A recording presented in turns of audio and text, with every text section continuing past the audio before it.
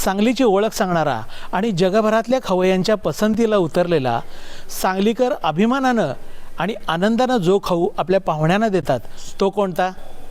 तुमच्या मनात नक्कीच आला असणार आहे, भडंग.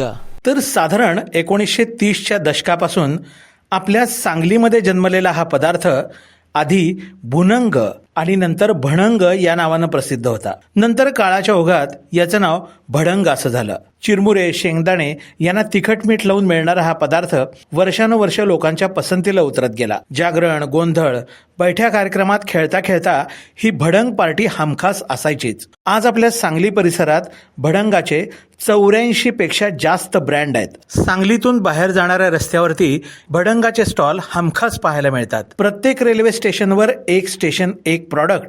यामध्ये सांगली मिरजेच्या रेल्वे स्टेशनवरती भडंगाला विशेष स्थान देण्यात आलेलं आहे.